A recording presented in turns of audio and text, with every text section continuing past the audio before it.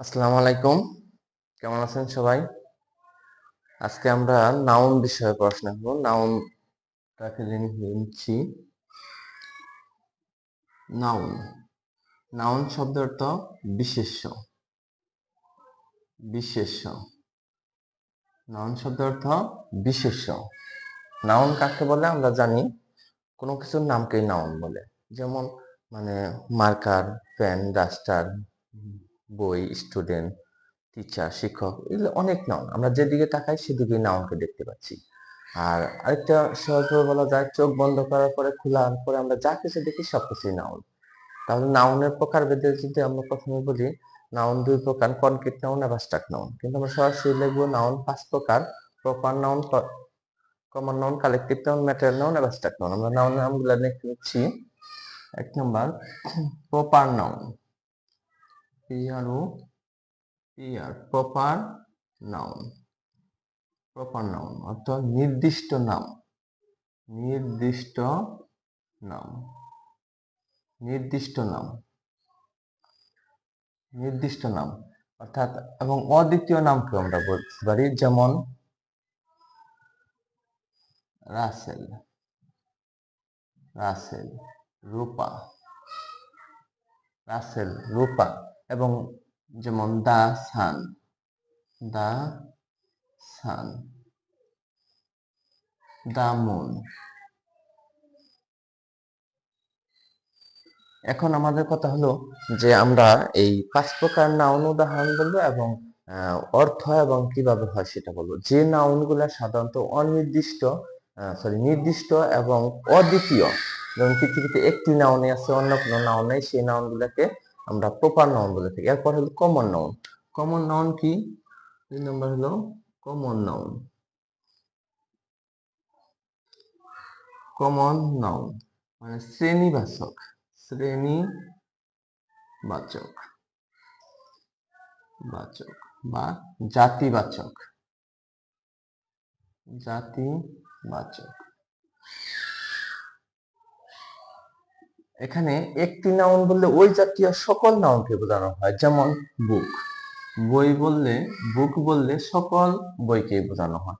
যদি বলি বয়, একটি বালককে বয় বলে সকল বয়কে বোঝানো হয়। Student, student, student.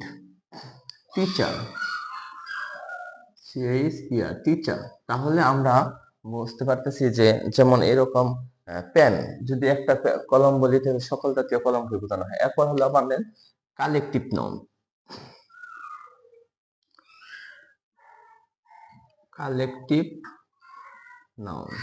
Collective noun হলো সমষ্টিবাচক। সমষ্টিবাচক। যেমন 50 জন, 20 জন, 10 জন, 1 লক্ষ, 2 লক্ষ মিলিয়ে যদি একটা নাম হয়, যেমন ক্লাসে 50 জন স্টুডেন্ট মিলে নাম হয় একটা ক্লাস, শ্রেণী, তাহলে এটা কি আমাদের কালেকটিভ নাউন, ক্লাস। যেমন টিম, দল, 10-12 জন মিলে নাম হয় এক দল, টিম। পুলিশ, কয়েক লক্ষ মানুষ মিলে নাম ধারণ করা হয়েছে পুলিশ,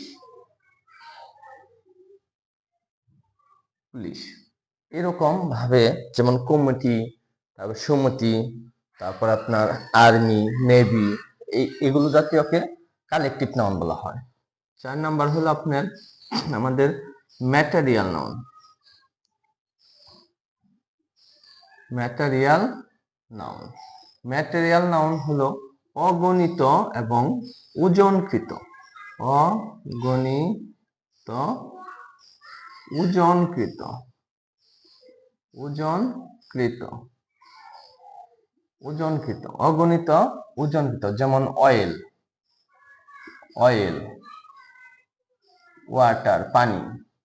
যে জিনিসগুলা তরল হয়, তরল জাতীয়, যেমন ওয়াটার, মিল্ক, তারপর আপনার হানি, মধু, মিল্ক, তারপরে আপনার সুগার, সুগার, চিনি, সল্ট,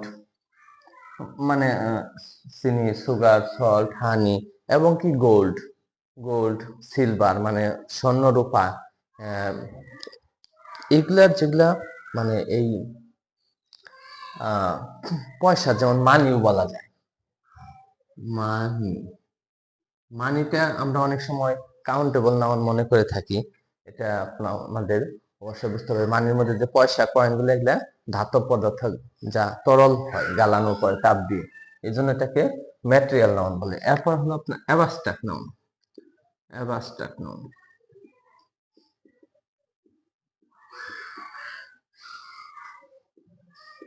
এই নাউনটা অনুভূতিমূলক।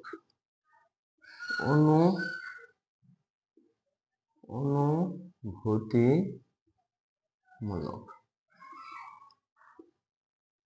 অনুভূতিমূলক কেমন? যেগুলো দেখা যায় না এবং স্পর্শও করা যায় না, শুধু অনুভব করা যায়। যেমন কাইন্ডনেস, দয়া। কাইন্ডনেস, দয়া। এক্সামিনেশন, পরীক্ষা। এক্সামিনেশন, পরীক্ষা। যেমন এডুকেশন, শিক্ষা। এডুকেশন, শিক্ষা। তারপরে অনেস্টি, সৌন্দর্য। অনেস্টি, সৌন্দর্য।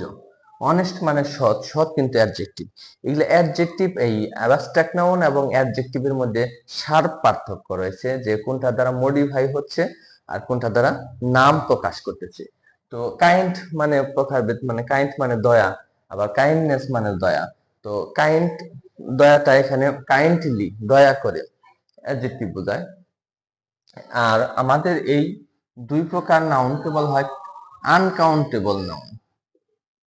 Uncountable noun. আর এই প্রথম তিন প্রকার বলা হয় কাউন্টেবল নাউন। Countable noun. এই আবার যে নাউনকে দুই প্রকার বিভক্ত করা হয়, কাউন্টেবল, আনকাউন্টেবল। যে নাউনগুলো গণনা করা যায় সেগুলোকে কাউন্টেবল নাউন বলে, আর যে নাউনগুলো গণনা করা যায় না সেই নাউনগুলোকে আনকাউন্টেবল বলে। তাহলে আমরা পরবর্তীতে আরো কিছু নাউন আছে, যেমন ডাবল নাউন, যৌগিক নাউন, কম্পাউন্ড নাউন, মানে কম্পাউন্ড নাউনটা যৌগিক, এবং ফান্ডামেন্টাল মানে মৌলিক কিছু নাউন আছে। এই নাউনের মোটামুটি এই পাঁচ প্রকারের দুই প্রকার কেউ অনুমান করতে পারলে আশা করি পরবর্তীতে নাউনে আরো অনেক এক্সাম্পল আমরা জানতে পারবো। আর নাউন সম্পর্কে মনে হচ্ছে। ধন্যবাদ সবাইকে নাউন সম্পর্কে এতটুকু দেওয়ার জন্য। আসসালামু আলাইকুম।